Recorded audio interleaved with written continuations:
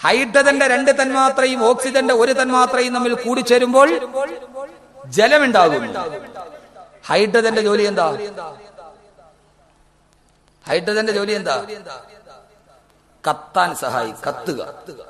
സൂര്യൻ പ്രകാശിക്കുന്ന സൂര്യനിലുള്ള വാതകം ഏതൊക്കെയാണ്? ഹൈഡ്രജനും ഹീലിയവുമാണ്. ഇനി 500 കോടി വർഷവും കൂടെ കത്താനുള്ള ഇന്ധനമേ സൂര്യനിലുള്ളൂ എന്നാണ് ശാസ്ത്രത്തിന്റെ കണക്ക്. നക്ഷത്രങ്ങൾ എപ്പോഴും കത്തിജ്വലിച്ചുകൊണ്ടിരിക്കുന്നത് ഹൈഡ്രജനും ഹീലിയവും ഉള്ളത് കൊണ്ടാണ്. ഹൈഡ്രജൻ എന്ന് പറഞ്ഞാൽ പെട്രോളിന്റെ സ്ഥാനത്താണ്. എപ്പോ വേണേലും പൊട്ടിത്തെറിച്ച് കത്താം. സൂര്യൻ ഇത്രയേറെ ചൂട് കൊടുക്കുന്നത് ഹൈഡ്രജനാണ്. 1.5 കോടി ഡിഗ്രി സെന്റിഗ്രേഡിൽ കത്തിജ്വലിച്ചുകൊണ്ടിരിക്കുന്ന ഓരോ സെക്കൻഡിലും 60 കോടി ടൺ ഹൈഡ്രജൻ ഹീലിയമാക്കി മാറ്റുന്ന ലോകത്തിലെ ഏറ്റവും വലിയ ആണവ നിലയമാണ് സൂര്യൻ. പൊക്രാനിലെ ആണവ നിലയത്തെക്കാളേറെ ഹൈഡ്രജന്റെ 2 തന്മാത്ര കത്തുന്ന 2 സാധനം. ഓക്സിജന്റെ ജോലി എന്താ? കത്താൻ സഹായിക്കുക. തീപ്പെട്ടിയുടെ ജോലി. ഹൈഡ്രജന്റെ 2 തന്മാത്ര സ്വയം കത്തുന്ന സാധനം, ഓക്സിജന്റെ 1 തന്മാത്ര കത്താൻ സഹായിക്കുന്ന സാധനം. പെട്രോൾ ഒരു ഭാഗത്തിരിക്കുന്നു, തീപ്പെട്ടി അതിനോട് ചേർന്നിരിക്കുന്നു. എന്ത് സംഭവിക്കും? കത്തിപ്പിടിച്ചാൽ ചൂടുണ്ടാകുവോ? വയറ് വല്ലാതെ കത്ത് കാണും. വല്ലാത്ത നമ്മൾ പറയില്ലേ, വിശന്ന് വല്ലാതെ ചുട്ടു എന്നാണ്, എരിപൊരി കൊള്ളുകയാണ്. ദാഹം മൂത്ത് കഴിഞ്ഞ ഗ്ലൂക്കോസ് കുറയും. വയറിന്റെ ഉള്ളിൽ ദാഹം ഉണ്ടാകുന്നപ്പോഴാ, വിശപ്പുണ്ടാകുന്നപ്പോഴാ ഗ്ലൂക്കോസ് കുറയും. ഗ്ലൂക്കോസ് കുറയുമ്പോൾ വെള്ളം കുടിക്കാൻ മനുഷ്യന് തോന്നും. എങ്ങനെയാ തോന്നുന്നത്? ചില നാളെ പറയാം. മസ്തിഷ്കത്തിന്റെ താഴെ ഒരു ചെറിയ സാധനമാണ്, അതിന്റെ പേര് ഹൈപ്പോതലാമസ് എന്നാണ്. 4 ഗ്രാം തൂക്കമുള്ള ഒരു ഉണക്കമുന്തിരിയുടെ മാത്രം വലിപ്പമുള്ള ഒരു സാധനം മസ്തിഷ്കത്തിന്റെ താഴെ ഇരിപ്പുണ്ട്.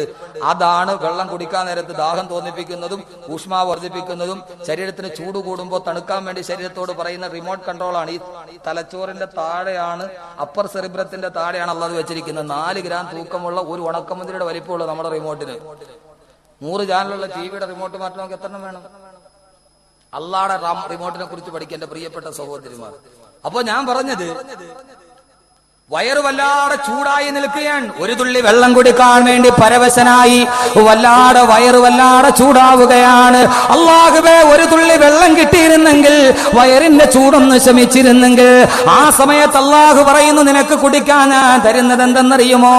എപ്പോഴും സ്ഫോടക ശേഷിയുള്ള ഹൈഡ്രജന്റെ 2 തന്മാത്ര കത്താൻ ഉപയോഗിക്കുന്ന മറ്റൊരു സാധനം, തീപ്പെട്ടിയും പെട്രോളും ഒരേ സ്ഥലത്തിരിക്കുകയാണ്. കത്താൻ എപ്പോഴും സാധ്യതയുണ്ട്. അല്ലാഹു പറയുന്ന കത്തിജ്വലിക്കുന്ന സാധനം നിന്റെ വയറ്റിലോട്ടിറങ്ങുമ്പോ നിന്റെ കത്തല് മാറുകയാണ്. അള്ളാനോട് നീ പറയണ്ടേ, അൽഹംദുലില്ലാഹ്, സർവസ്തുതിയും നിനക്കാണ് തമ്പുരാനെ. അല്ലദീ ജഅലൽ മാഅ അദ്ബന ഫുറാത്താ. നബി തങ്ങൾ പറഞ്ഞു, വെള്ളം കുടിച്ചാൽ നീ ഇത് പറഞ്ഞിരിക്കണം, ഇല്ലെങ്കിൽ നീ മുഅ്മിനല്ല. അല്ലാഹുവേ, ഈ കത്തിജ്വലിക്കുന്ന സാധനം കൊണ്ട് എന്റെ വയറ്റിന്റെ കത്തല് മാറ്റിയ തമ്പുരാനെ, എങ്ങനെയാണ് ബിറഹ്മതിഹി, നിന്റെ കാരുണ്യം കൊണ്ട്. അല്ലാഹുവേ, നിന്റെ കാരുണ്യം കൊണ്ട്. അല്ലാഹുവേ, നിന്റെ കാരുണ്യം കൊണ്ട്. അല്ലാഹുവേ, എന്റെ വയസ്സിന്റെ എല്ലാ കത്തലും നീ മാറ്റി തന്നു തമ്പുരാനെ എന്ന് അല്ലാഹുവോട് നീ പറയണമെന്ന് ആദരവായ പ്രവാചകൻ നബി മുഹമ്മദ് റസൂലുള്ളാഹ്. അതുകൊണ്ട് സഹോദരങ്ങളെ, ഞാൻ പറയുന്നത് മറ്റൊന്നുമല്ല.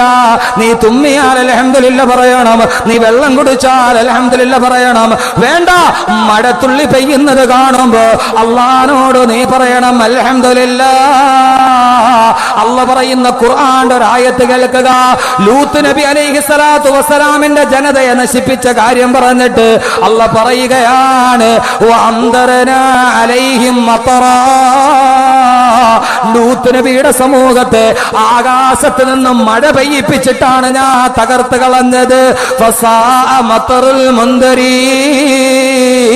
അല്ലാഹു ശിക്ഷയായിട്ട് മഴയിറക്കിയാൽ അത് നിങ്ങൾ സൂക്ഷിച്ചു കൊള്ളണേ. മഴ നിങ്ങൾക്ക് അനുഗ്രഹമാകുന്നത് പോലെ മഴ അല്ലാഹു നിങ്ങൾക്ക് ഉപദ്രവമാക്കും. ഈ ആയത്ത് പറഞ്ഞിട്ട്, മഴയുടെ കാര്യം പറഞ്ഞിട്ട് അല്ലാഹ് അടുത്ത് പറയുന്നത് എന്താണെന്നറിയോ? വഖുലിൽ ഹംദുലില്ലാഹ് അതുകൊണ്ട് നിങ്ങൾ അൽഹംദുലില്ലാ പറഞ്ഞോ. മഴ പറഞ്ഞിട്ട് അല്ലാഹ് പറയാണ് മഴയെ നിങ്ങൾ പേടിച്ചു കൊള്ളണം.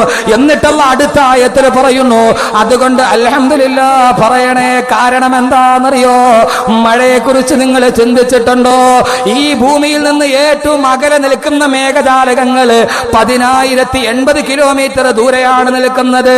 ഏറ്റവും അടുത്ത് നിൽക്കുന്ന മേഘജാലകങ്ങൾ അടുത്താക്കുന്നത് 1 സെക്കൻഡ് കൊണ്ട് 1.5 ലക്ഷം ടൺ നീരാവിയാണ് ഈ ഭൂമിയിൽ നിന്ന്, ജലമാണ് ഭൂമിയിൽ നിന്ന് നീരാവിയായി മുകളിലോട്ട് പോകുന്നത്. അതേ അളവിൽ തന്നെ 1.5 ലക്ഷം ടൺ നീരാവിയാണ് ആകാശത്ത് നിന്ന് ജലമായിട്ട് താഴോട്ട് വരുന്നത്. മഴ പെയ്യാൻ തുടങ്ങുമ്പോ 10,000 കിലോമീറ്റർ അകലെ നിൽക്കുന്ന മേഘപ്പാളിയിൽ നിന്ന് മഴ പെയ്യാൻ തുടങ്ങുമ്പോ മഴത്തുള്ളി ഭൂമിയിലേക്ക് വരാൻ പോവുകയാണ്. അതിന്റെ വേഗത എന്താന്ന് നിങ്ങൾക്കറിയുമോ? 1 മണിക്കൂറിൽ 580 കിലോമീറ്റർ സ്പീഡിലാണ് ആകാശത്ത് നിന്ന് മഴത്തുള്ളി താഴോട്ട് വരുന്നത്. വരുന്ന വരവിലെങ്ങാനും ആ മഴത്തുള്ളി വന്ന് നമ്മുടെ തലയിൽ വീണാല് വല്ലാഹി പടച്ച തമ്പുരാനെ തന്നെയാണ് സത്യം, ഒരു തുള്ളി വേണവൻ പിന്നീട് എഴുന്നേക്കില്ല. അത്ര സ്പീഡിൽ വരുന്ന മഴത്തുള്ളി നിന്റെ തലയിൽ വീണാല് അതോടെ നിന്റെ മരണം സംഭവിക്കുമെങ്കിൽ മനുഷ്യൻ താമസിക്കുന്ന ഭൂമിയുടെ 1 കിലോമീറ്റർ മുകളിലെത്തുമ്പോ അല്ലാഹു മഴത്തുള്ളിയുടെ വേഗത 1 കിലോമീറ്ററിൽ 1 മണിക്കൂറിൽ 580 കിലോമീറ്റർ സ്പീഡിൽ വരുന്ന മഴത്തുള്ളിയുടെ വേഗത അല്ലാഹു 1 മണിക്കൂറിൽ 8 കിലോമീറ്ററായി കുറയ്ക്കുകയാണ്. അതാണ് ഭൂമിയിൽ വന്ന് വീഴുന്നത്. അതുകൊണ്ട് അല്ലാഹു പറഞ്ഞു ഖുർആനിൽ മഴയുടെ കാര്യം പറഞ്ഞിട്ട്, മനുഷ്യ നിനക്ക് ബുദ്ധിയുണ്ടോ? വഖുലുൽ ഹംദുലില്ലാഹ്, അല്ലാഹനെ നീ സ്തുതിക്കണേ. മാത്രമല്ല മഴ നിങ്ങൾ കണ്ടിട്ടുണ്ടോ? മഴത്തുള്ളി ചെരിഞ്ഞാണ് വീഴുന്നത്. മഴത്തുള്ളി നേരെ വന്ന് വീഴാറില്ല. ഒരു സാധനം നേരെ വന്ന് തലയിൽ വീണാൽ ആഘാതം കൂടും, ചെരിഞ്ഞു വീണാൽ കുഴപ്പമില്ല. മനുഷ്യന് ബുദ്ധിമുട്ടാകാതെ അല്ലാഹു ഇത്രയും കാര്യം നിനക്ക് ചെയ്തു തരുമ്പോ സമയം തികയാത്തത് കൊണ്ട് ഞാൻ നിർത്തുകയാണ്. അല്ലാഹുവോട് നിങ്ങൾ പറയണേ വഖുലുൽ ഹംദുലില്ലാഹ്, അല്ലാഹുവേ നിനക്കാണ് സർവസ്തുതി, അൽഹംദുലില്ലാഹി റബ്ബിൽ ആലമീൻ. പറയാതിരിക്കാൻ പറ്റുമോ? അല്ലാഹ് ചെയ്ത അനുഗ്രഹത്തിന് പറയാതിരിക്കാൻ പറ്റുമോ? ഇല്ലല്ലോ. ഞാൻ ആകെ ഹൃദയവും കുടല് പറഞ്ഞുള്ളൂ, ബാക്കിയുള്ളതൊക്കെ കിടക്കുക. നമുക്കത് വിടട്ട് പോട്ട്. നമുക്കെന്തറിയാം? എന്തെങ്കിലും അറിയോ? ഒന്നും അറിയില്ല. ഒന്നും അറിയില്ല എന്നറിയുമ്പോഴാണ് നമുക്ക് അറിവുണ്ടാകാൻ വേണ്ടി അറിവുണ്ടാവുക. ഒന്നുമില്ലെന്ന് എനിക്കറിയണം. എനിക്കൊന്നും അറിയില്ല. നമുക്ക് എന്തറിയാം? കൺഫ്യൂഷ്യസിനല്ലോ കൺഫ്യൂഷ്യസ്, ലോകപ്രശസ്ത ചിന്തകനാണ് കൺഫ്യൂഷ്യസ്. റോഡിലൂടെ പോകുമ്പോൾ ഒരു കുട്ടി റോഡിലിരുന്ന് കളിക്കുകയാണ്, റോഡിന്റെ നടുക്ക്.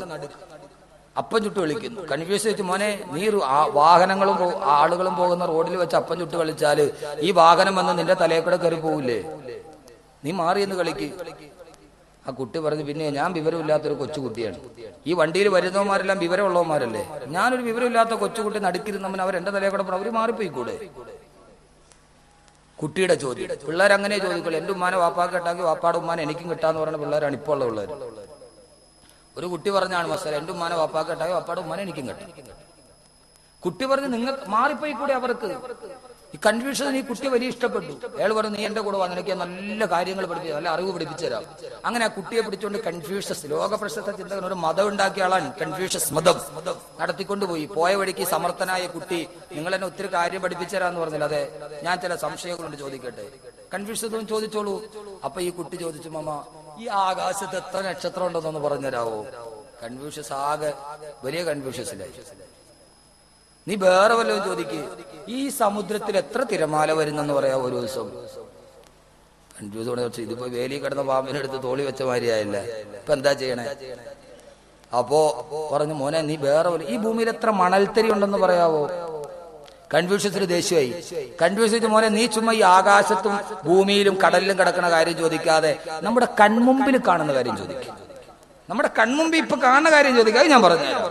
അപ്പൊ ആ കുട്ടി ചോദിച്ചാൽ, ഞാൻ കൺമുമ്പിൽ കാണുന്ന കാര്യം ചോദിക്കട്ടെ? ശരി, നിങ്ങളുടെ കൺപോളയിൽ എത്ര പീലി ഉണ്ടെന്ന് പറയാവോ? കണ്ണിന്റെ മുമ്പിൽ ആദ്യം കാണുന്നത് ഈ പീലിയാണ്. അതെത്രയാന്ന് അറിയാൻ പാടാത്ത നമ്മൾ പിന്നെ വേറെ അറിഞ്ഞിട്ട് എന്താ കാര്യം? അപ്പൊ അറിവല്ല ഉണ്ടാകേണ്ടത്, എനിക്ക് അറിയില്ല എന്ന തിരിച്ചറിവുണ്ടാകണം. അറിവെല്ലാവർക്കും ഉണ്ട്, ഇല്ലേ? തിരിച്ചറിവാണില്ലാത്തത്. അറിവെല്ലാവർക്കും ഉണ്ട്, തിരിച്ചറിവില്ല. കള്ളു കുടിക്കൽ ഹറാമാണെന്ന് എല്ലാവർക്കും അറിയാം, എന്നിട്ടും കുടിക്കുന്നത് തിരിച്ചറിവില്ലാത്തത് കൊണ്ടാണ്. പലിശ മേടിക്കലെന്ന് എല്ലാവർക്കും അറിയാം, എന്നിട്ട് പലിശ മേടിക്കുന്നത് തിരിച്ചറിവില്ലാത്തത് കൊണ്ടാണ്. തല നിറച്ചിട്ട് നടക്കണമെന്ന് എല്ലാ പെണ്ണിനും അറിയാം. എന്നിട്ട് തല മറയ്ക്കാത്തത് അറിവില്ലാത്തത് കൊണ്ടല്ല, തിരിച്ചറിവില്ലാത്തത് കൊണ്ടാണ്. കള്ളു കുടിക്കരുത് എന്ന്, cigarette smoking is injurious to health എന്ന് എഴുതി വെച്ചിട്ടുണ്ട്. എന്നിട്ട് ഫുന്ന് വലിച്ചു വിടുന്നത് അറിവില്ലാന്നിട്ടല്ല, തിരിച്ചറിവില്ലാത്തത് കൊണ്ടാണ്. അറിവ് ഇബ്ലീസിനുണ്ടായിരുന്നു, ഇബ്ലീസിനില്ലാതെ പോയത് തിരിച്ചറിവാണ്. അതുകൊണ്ട് തിരിച്ചറിവുണ്ടാകണം. തിരിച്ചറിവുണ്ടാകണമെങ്കിൽ രണ്ട് കണ്ണ് പോരാ. തിരിച്ചറിവുണ്ടാകണമെങ്കിൽ കടമ്മനിട്ട് പറഞ്ഞതുപോലെ കണ്ണു വേണം ഇരുഭാഗങ്ങളിലെപ്പോഴും, കണ്ണു വേണം മുകളിലും താഴെയും, കണ്ണിലെപ്പോഴും കത്തിജ്വലിക്കുന്നൊരുൾക്കണ്ണ് വേണം, അണയാത്ത കണ്ണ്. മുകളിലും താഴെയും കണ്ണ് വേണം, താഴെ മുകളിലും കണ്ണ് വേണം. ഇതെല്ലാം ഉള്ളതുപോലെ കണ്ണിലെപ്പോഴും കത്തിജ്വലിക്കുന്ന ഒരു ഉൾക്കണ്ണ് വേണം, അണയാത്ത കണ്ണ്. കണ്ണിന്റെ ഉള്ളിലൊരു കണ്ണ് വേണം, അതാണ് അകക്കണ്ണ്. അല്ലേ?